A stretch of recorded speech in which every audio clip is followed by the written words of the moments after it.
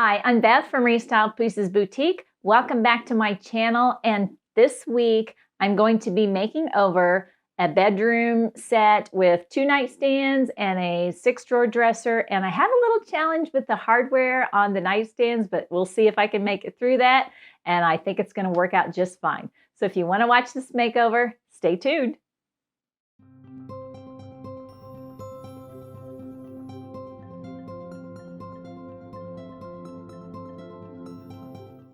So here's the nightstand. You can see the hardware that is missing. It's missing 2 of them, so I'm going to have to replace those. I had a hard time looking for hardware that would fit. So to get started though, I'm labeling this A1 because there's 2 nightstands, so I make one of them A and one of them B.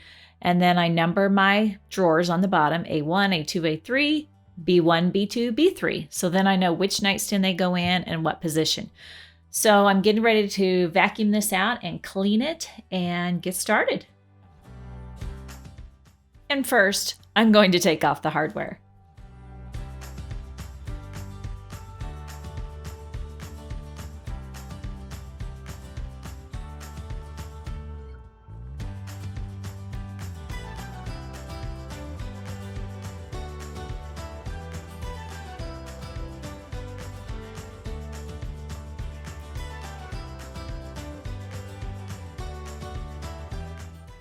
I used my painter's tool to pry off the rest of that back plate. It was held in with 2 little nails, and that happens a lot, so I'll just fill those, no big deal. I'm using Pure Power by Farmhouse Paint. It's a pre-paint cleaner, and it gets off grease, dirt, grime, all those things, furniture polish that could inhibit the paint from sticking to my surface. So I clean that really well inside and out. And now I'm also going to do the same with my 6-drawer dresser after I get these nightstands all cleaned.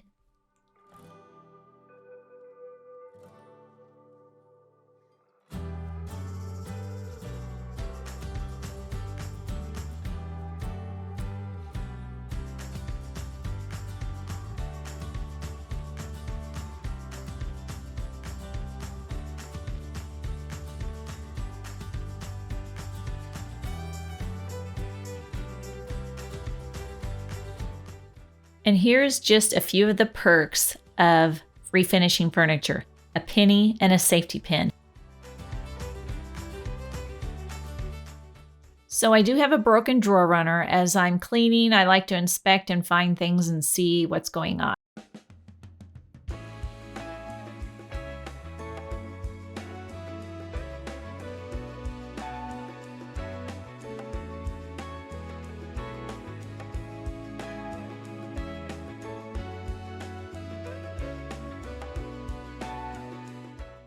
After I clean, I rinse with water very well. I'm going to stick these drawers back in, but I decided to glue in some of those drawer stoppers, the ones that I had that were missing or loose.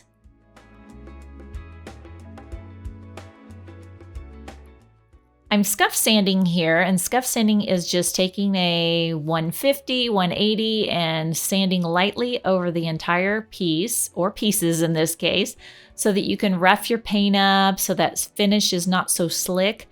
It helps your paint to adhere, and then I'm wiping that clean.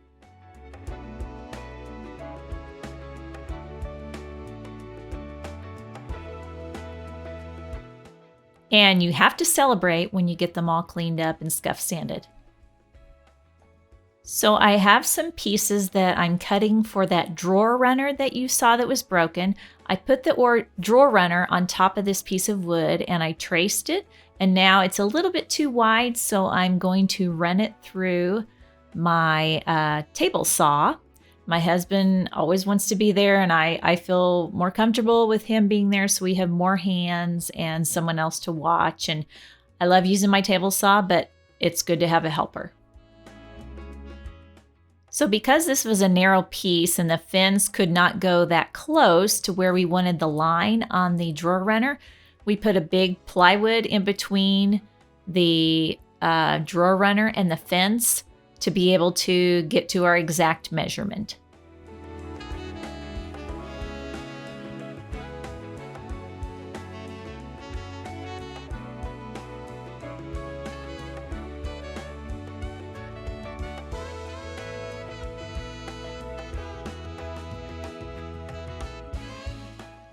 Yay, cut that off. And now we need the length, or yes, the length of the drawer runner cut, so it will be fit into my dresser perfectly.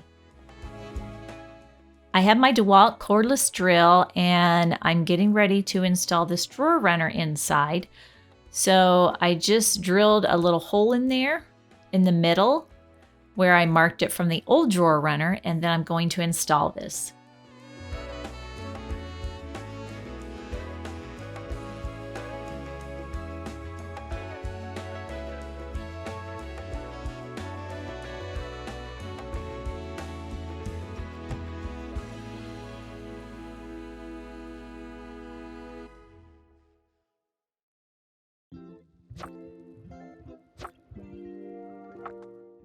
It's always helpful to have a little blunt screwdriver, short screwdriver, to fit in those hard to reach places. Now I'm using my square to square this up. Well, it's a triangle, but it's a square.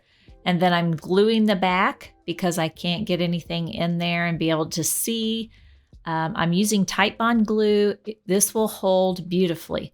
So I'm just building this makeshift clamp because I can't clamp back there out of a can and a plastic cup.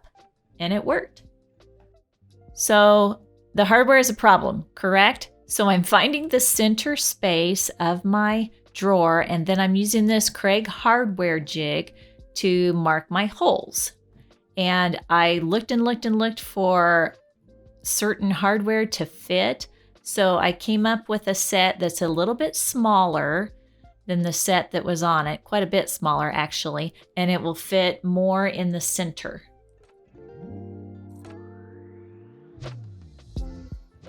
So I have the center. I use my punch to punch on each side after I've measured those and moved those places where they need to be, and then I can drill my holes.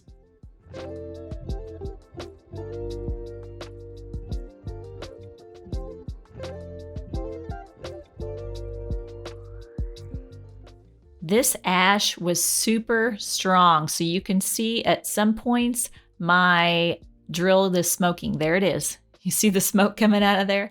It took a lot to get through those drawers. They are solid and strong.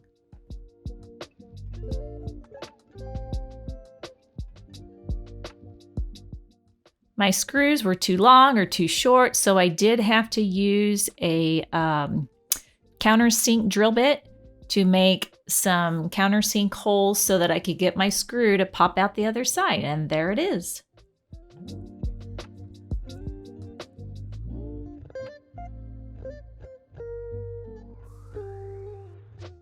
So I'm just doing a dry run before I even paint or fill those other hardware holes so that I can try to see if these handles that I got will fit smoothly and snugly and flat in the middle of these drawers. The curve makes it really difficult to find the correct size.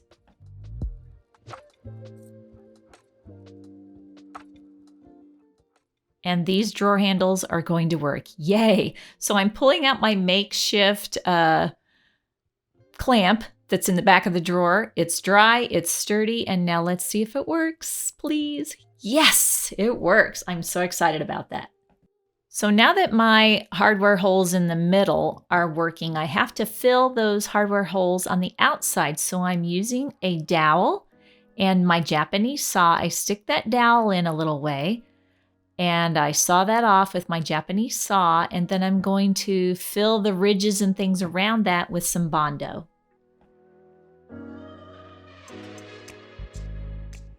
I sand those smooth and then get them ready to accept the Bondo.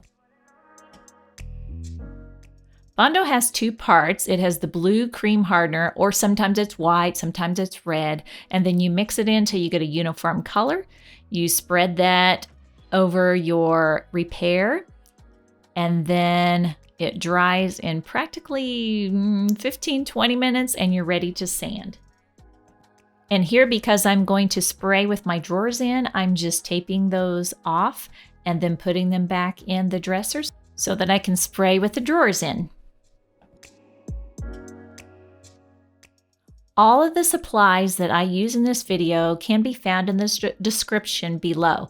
I have an Amazon shop, and most of the things that I use in my videos can be purchased through that Amazon shop link down below.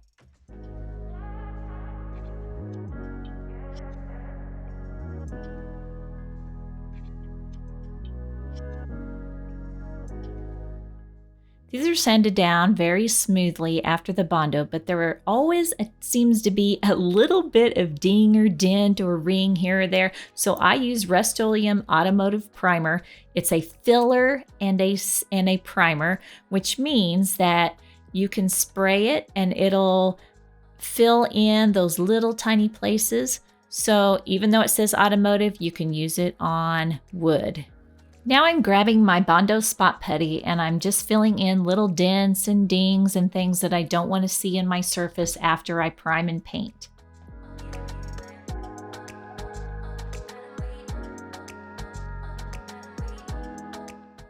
Here's the drawers that have dried, and I've put Bondo spot putty on those also. I like to wait a lot of hours and a lot of times overnight for this spot putty to dry, and then I sand it smooth. And it looks fabulous. You would never know after you paint or prime that those holes were ever there.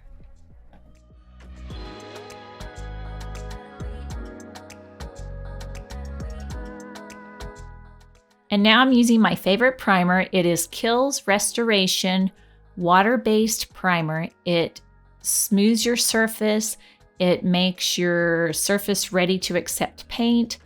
It helps your paint to adhere to the surface, and if you're doing a light color, then you're going to be saving some coats of paint. You'll probably only have to do 2.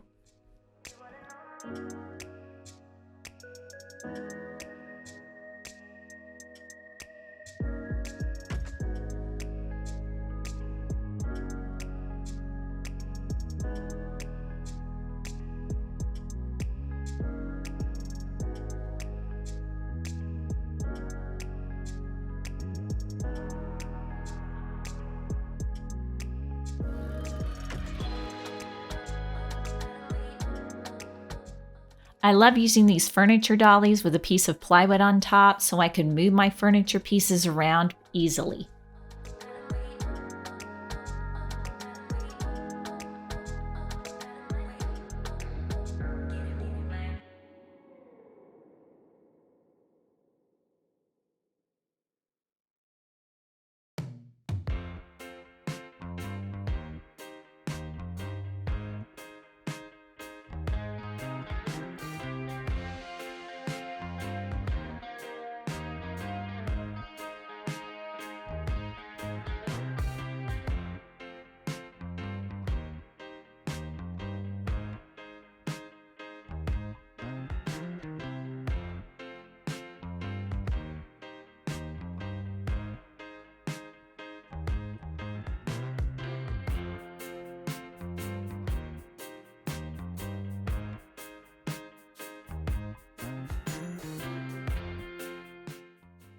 And now it's finally time for color. I'm using Hybrid Beige, one of my favorite colors from Farmhouse Evolution paint line.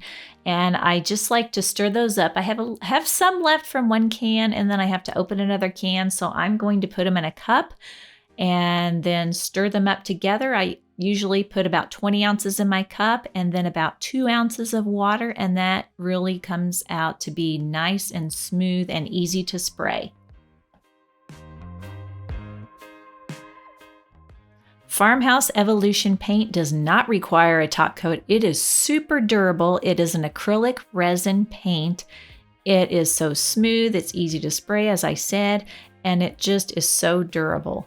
It covers well, it levels well, and it is ready to go in 1 day. It is completely cured in only 1 day. I like that.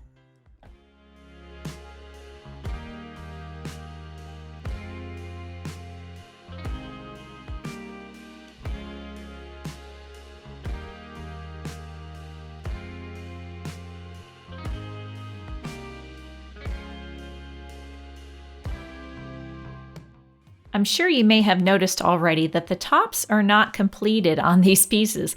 I've decided this time that I'm just going to spray these, finish them all, and then I'm going to sand the tops down and do the paint wash last. I usually do it first, but I'm going to try it the other way around. See how it goes.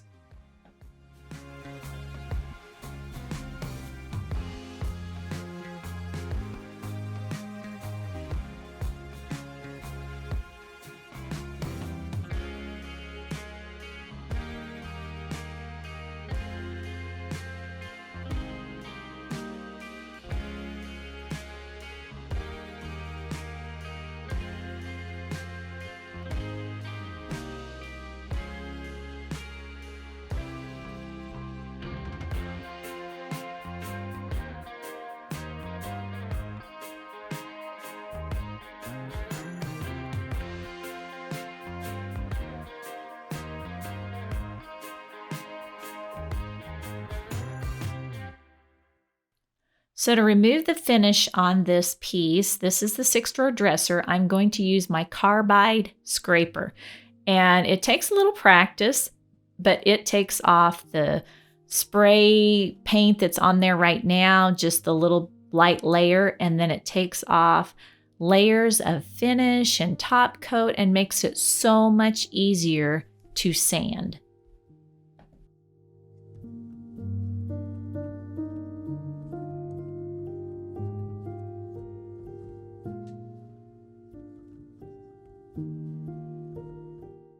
So that's what it looks like after I'm done scraping. Pretty ugly, right? But I was able to start then with a 120 and just start getting all of this finish off, and it went much quicker, and I went through my grits. I started with 120. I sand that down. I take my brush, a little broom that I have, a little hand broom. I get the dust off of that, wipe it down. Then I go to my 180. And then for my final grit, I change to my 220 grit, and that makes it nice and smooth and ready for my paint wash.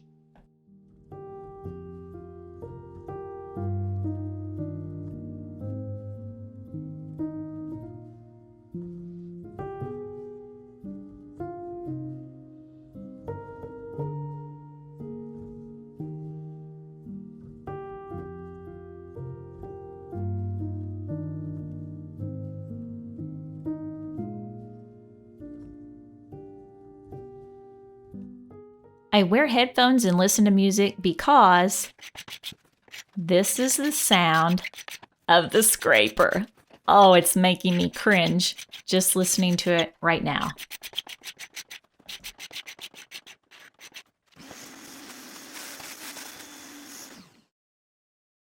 I've taped up the bottoms of my pieces because I'm a messy paint washer. And I use these blue shop towels, fold them into squares so that I can use the front side, the back side, and then I can open them up and use the other sides when I am wiping down my paint wash.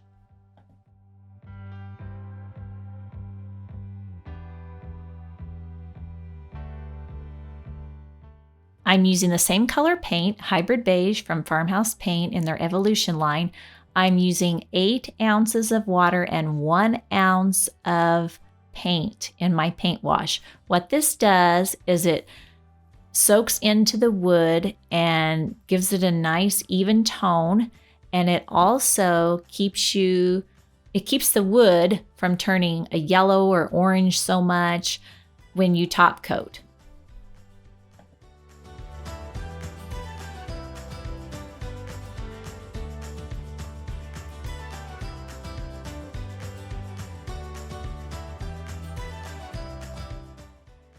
All pieces of wood have variations, and you can see just from nightstand to nightstand that there's a variation, and there's a little bit of variation from the dresser to the nightstands, but they are all the same wood. They are ash, solid wood, and the tops, the variations turn out beautifully. Here I am putting on the hardware, doing the final touches. And these are a little bit difficult to put on. They have 3 parts to them, and it's hard to hold that first part down and screw that in and get the bail pull, which is the part that hangs down, just perfect. So let's revisit how these first started out and now how they look now. I am so thrilled with that top of all three pieces, the wood grain, how beautiful it turned out, and I love the contrast between the tops and this beautiful color, the drawer liners. I am over the moon. It sold in less than a day for a 9-year-old girl's bedroom, and I'm so happy for my clients.